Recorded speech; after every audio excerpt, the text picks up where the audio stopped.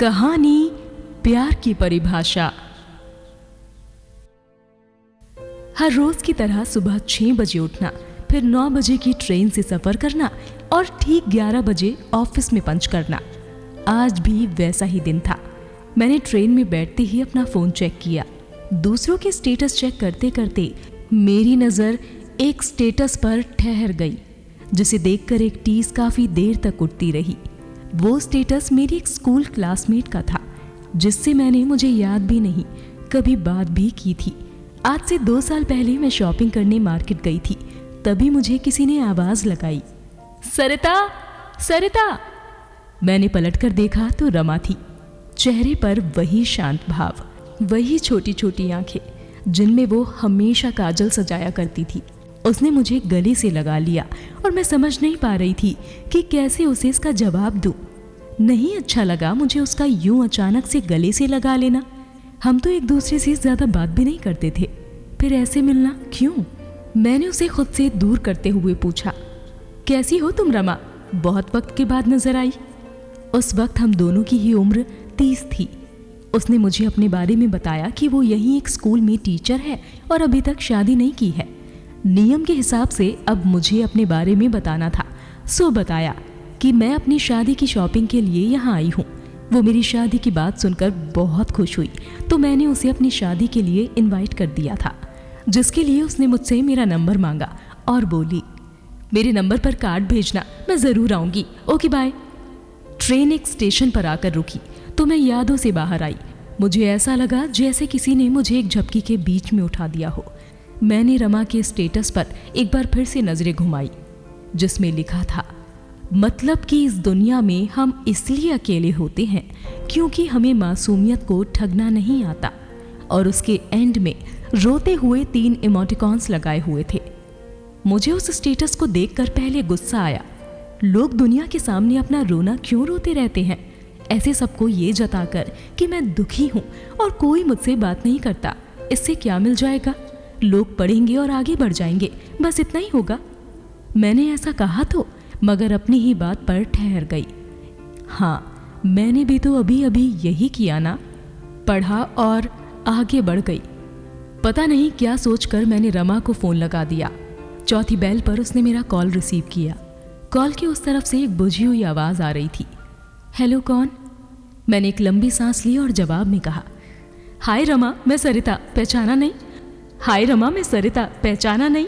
ओ हाँ, ये मेरा दूसरा नंबर है। कैसी है वैसे? और ये क्या रोना सा स्टेटस लगाया हुआ है? मेरा इतना कहना था कि रमा फूट फूट कर रोने लगी। मुझे लगा मैंने कुछ गलत कह दिया। मैंने थोड़ी सरलता से पूछा, रमा क्या हुआ है, बताओ मुझे। अच्छा ठीक है, थोड़ा सा रो लो, जब मन हल्का हो जाए तो बताना, मैं कॉल पर ही हूँ। चलती ट्रेन की आवाज़ इतनी तेज थी कि अब मुझे रमा के रोने की आवाज़ भी कम ही आ रही थी। मैंने कई बार बोला, hello Rama, hello hello Rama, मेरी आवाज़ आ रही है? अच्छा रुक, मैं खिड़की बंद करती हूँ। खिड़की बंद करके मैंने रमा से बात करने के लिए जैसे ही हेलो बोला, वो फ़ोन काट चुकी थी। मैंने कई बार कोशिश भी की, लेकिन ट्रेन में नेटवर्क इशू की वजह से फ़ोन कनेक्ट नहीं हो पाया। दोपहर को लंच के दौरान मेरा फ़ोन बजा। स्क्रीन पर रमा क्लासमेट कॉलिंग शो हो रहा था। मैंने झट से फ़ोन उठा लिया। मैं कुछ कहती उससे पहले ही रमा बोली, मुझे बहुत अच्छा लगा सरिता कि तुमने मुझे कॉल किया। पूछा मुझसे कि मैं कैसी हूँ, मैं परेशान क्यों हूँ। जानती हो, बहुत वक्त से किसी ने मुझसे ऐसे बात नहीं की, और मेरा स्टेटस देखकर तो किसी ने एक मैसेज भी नहीं किया, कॉल तो दूर की बात है। Thank you. रमा से ये सुनकर मुझे एहसास हुआ कि किसी वक्त में आप चाहे कितने भी लोगों से घिरे रहे हों, लेकिन अगर कोई आपकी ज़रूरत के वक्त ही नहीं खड़ा, तो कैसे साथी और कैसे दोस्त। मैंने रमा के कुछ और बोलने का इंतज़ार किया, लेकिन उसने कुछ और नहीं बोला। रमा तो मुझे बताएगी कि हुआ क्या है। रमा ने 1 सेकंड के बाद कहा, मेरा एक बॉयफ्रेंड है, पिछले कुछ दिनों से हमारी बात नहीं हो रही, बस इसीलिए अपसेट हूँ और कुछ नहीं। जब वो नहीं होता तो लगता है कि कोई नहीं है। वैसे अब कोई है भी नहीं जिससे अपने दिल की बात कर सकूं, और ऐसे में जब वो भी मुझसे दूरी बना लेता है तो लगता है कि मैं एकदम अकेली हूँ। स्कूल से लेकर कॉलेज तक के दोस्त सब अपनी लाइफ में सेटल हो चुके हैं। किसी के पास वक्त ही नहीं मुझे सुनने का, सब बिजी होने का बहाना कर जाते हैं। रमा एकदम सही थी। एक वक्त के बाद सबकी प्रायोरिटीज बदल जाती हैं। जैसे बचपन में गली में साथ खेलने वाले साथी अलग, स्कूल में पढ़ने वाले अलग और कॉलेज में जिंदगी भर साथ निभाने वाले अलग। हालांकि इनमें से कितने ही जिंदगी के सफ़र में आगे साथ आते हैं, ये सबके अपने अपने एक्सपीरियंसेस पर डिपेंड करता है और कौन साथ चलना चाहता है इस पर भी निर्भर करता है। मैं रमा के साथ स्कूल में उसके साथ सिर्फ एक क्लास का हिस्सा थी और कुछ नहीं, मगर इस वक्त मैं उसके सफ़र में एक अस्थायी साथी की तरह थी, जिसे वो सब जानने का हक होता है जो कुछ घंटों की दूरी तय करने वाले हमसफ़र को होता है। मैंने रमा से मुस्तैदी से कहा, रमा देख, मैं सच में नहीं जानती कि हम दोनों में कितनी दोस्ती है, लेकिन इतना ज़रूर जानती हूँ कि उतनी तो है कि तू मुझसे अपने दिल की बात खोलकर मेरे सामने रख सके। हो सकता है मैं कोई मदद कर पाऊँ। मेरे चुप होते ही रमा ने मुझसे कहा, जानती है सरिता, प्यार में इंसान इतना अंधा हो जाता है कि वाकई सिवाय सिर्फ उस एक शख्स के कुछ और नजर नहीं आता। उसके बाद मैंने रमा से कहा, चिल, इतना अपसेट होने की जरूरत नहीं है। मैं मानती हूँ कि प्यार अंधा होता है, लेकिन गूंगा बहरा नहीं होता। अभी मेरे होने वाले जीजा जी नाराज हैं तुझसे, जल्दी वो बात भी कर लेंगे। अच्छा ये बता, शादी कब कर रहे हो तुम दोनों? बाबा, अब 32 की हो चुकी हो तुम, कब तक क्यों अकेले रहने का इरादा है? आज ही जीजू को मनाओ और पूछो उनसे कि कब शादी कर रहे हैं। अब टाइम पास या टेम्परेरी रिलेशनशिप का वक्त नहीं है, जल्दी शादी करके सेटल हो जाओ दोनों। क्या तू भी इतनी सी बात पर अपसेट हो गई? मैं भी मेरे पति से खूब लड़ती हूँ और कई कई दिनों तक बात नहीं करती। नहीं सरिता, हम दोनों की शादी नहीं हो सकती, रमा ने उदास आवाज में, जैसे मुझे एक ही वाक्य में ये समझाने की कोशिश की हो। क्यों, एक्स्ट्रा मैरिटल चला लिया क्या किसी ने तुझसे? रमा की तरफ से जवाब में हाँ आएगा, इसकी उम्मीद मुझे नहीं थी। मैं जजमेंटल नहीं हूँ, मगर ये सोचकर मेरा दिल धड़क गया कि मैं भी शादीशुदा हूँ। अगर मेरा पति मेरे साथ ऐसा करे तो मैं कैसे अपने पति और रमा जैसी लड़की को माफ कर पाऊंगी?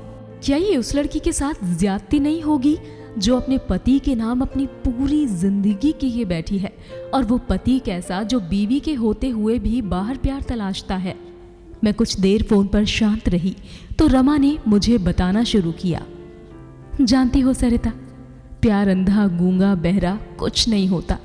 असल में वो विकलांग होता है जिसे हर वक्त एक साथ एक सहारे की जरूरत होती है, एक ऐसा सहारा जिसके साथ वो सबसे ज्यादा महफूज और अपनापन महसूस करता है। बस उसी सहारे के चलते वो अपना हौसला नहीं खोता। 1.5 साल पहले मेरा रिश्ता एक रईस खानदान में तय हुआ। मैं बेहद खुश थी, लेकिन शादी से 10 दिन पहले लड़के ने मुझसे संबंध बनाने की जिद की। मेरे लाख मना करने के बाद भी वो नहीं माना।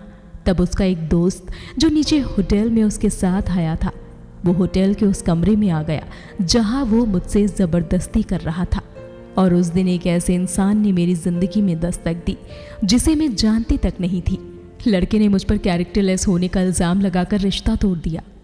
बहुत बदनामी भी हुई, लेकिन उस बदनामी के वक्त सिर्फ वो एक शख्स मेरे साथ मजबूती से खड़ा था जिसका नाम मोहित है। उसने अपने बचपन के दोस्त से दुश्मनी सिर्फ एक लड़की की इज्जत बचाने के लिए ली, मगर मुझे कमज़ोर नहीं पड़ने दिया।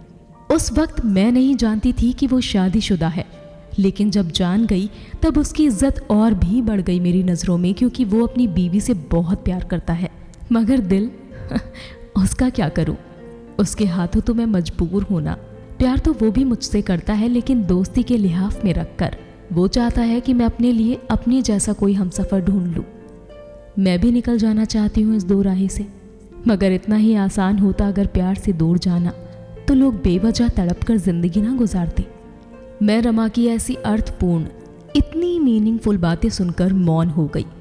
मुझे समझ आया कि प्यार को पा लेना, उसे अपना बना लेना ही बस प्यार की परिभाषा को पूरा नहीं करता।